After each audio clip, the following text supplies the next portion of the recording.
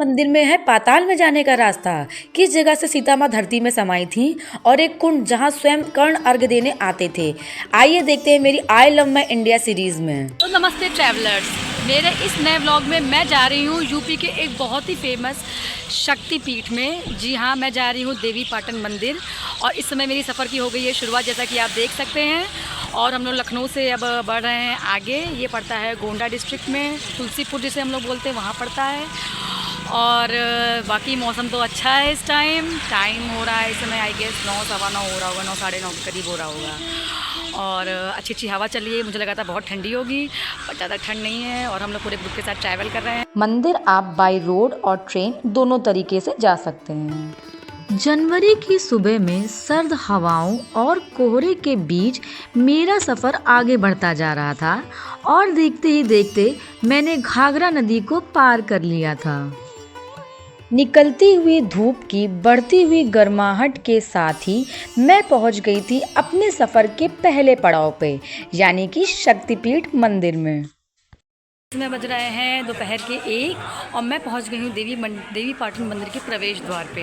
अब यहाँ से सिक्योरिटी चेक स्टार्ट होता है। देखते जहाँ तक कौन अलाउड होगा वहाँ तक मैं ले जाऊँगी और आप लोगों को दर्शन कराऊंगी। ऐसा कहा जाता है कि माता सती का दाहिना कंधा, जिसे पट कहा जाता है, यहाँ गिरा था और इसलिए ये शक्तिपीठों में से एक है। ये उत्तर प्रदेश के तुलसीपुर से 1.5 किलोमीटर की दूरी पर स्थित है। तो प्रवेश द्वार से लगभग 2-3 मिनट चलने के बाद हम लोग पहुंच गए हैं। ये देखिए मंदिर के परिसर के अंदर। ये आप देख रहे होंगे मंदिर का गुंबद दिख रहा है। और अब यहाँ पे हम लोग अपना प्रसाद लेकर के अंदर जाते हैं दर्शन करने। जैसे आप मंदिर परिसर में प्रवेश करेंगे आपको ये पंखों वाले शेर की आकृति दरवाजे पे दिखेगी।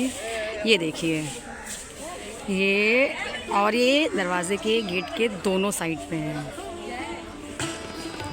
यही भगवान शिव की आज्ञा से महायोगी गुरु गोरखनाथ ने सर्वप्रथम देवी की पूजा अर्चना के लिए मठ बनवाया था।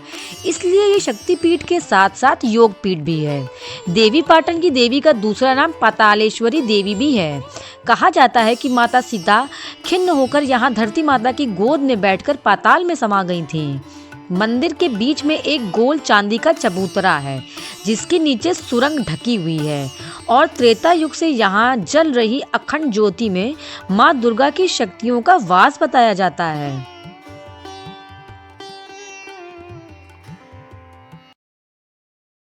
मेरे दर्शन हो चुके हैं मंदिर में और मुझे लगता है मुश्किल से 2 से या 3 मिनट ही लगा होगा, क्योंकि यहाँ पे बेसिकली जो मेन भीड़ होती है वो नवरात्रि के टाइम पे होती है। और इस समय क्योंकि ऑफ सीज़न चल रहा था तो बिल्कुल भीड़ नहीं थी। हम लोग आराम से गए, आराम से हम लोग के बहुत अच्छे दर्शन हुए। अंदर माता रानी की 9 जितने भी स्वरूप हैं वो मूर्ति के रूप में पूरे मंदिर में हैं। आप परिक्रमा करोगे तो आपको सारे स्वरूप दिखेंगे। बीच में माता रानी का बहुत सुंदर सी मूर्ति है और बहुत ही सुंदर उनका श्रृंगार किया हुआ है। और आप जाइए, आपका प्रसाद चढ़ेगा और फिर आपको वो वापस मिल जाएगा। वहाँ पे आपको मुश्किल से 2-3 मिनट लगेगा। और इतनी मुझे तो बहुत अच्छी फीलिंग आई वहाँ पे दर्शन करने के बाद। मंदिर के उत्तर में सूर्य कुंड है। सूर्यपुत्र महारथी कर्ण ने यहाँ परशुराम से धनुर्वेद की शिक्षा ली थी।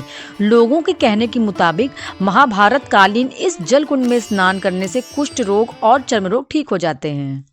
दर्शन करने के बाद हम लोग आ गए हैं कुंड में। यहाँ पे देखिए आप नौका विहार की यानी कि बोटिंग की भी फैसिलिटी है। और तो हम लोग ऐसा कुछ खास कर नहीं रहे, बस बैठ के टाइम स्पेंड कर रहे हैं। और देखिए कितनी क्यूट सी डक्स आई हैं। ये देखिए इस कुंड में बहुत सारी ऐसे डक्स हैं। अगर आपके पास मिठाई या पेड़ा कुछ भी हो तो आप इन डक्स को दे सकते हैं और आप इनके साथ खेल सकते हैं। हम लोग इनके साथ टाइम स्पेंड कर रहे हैं।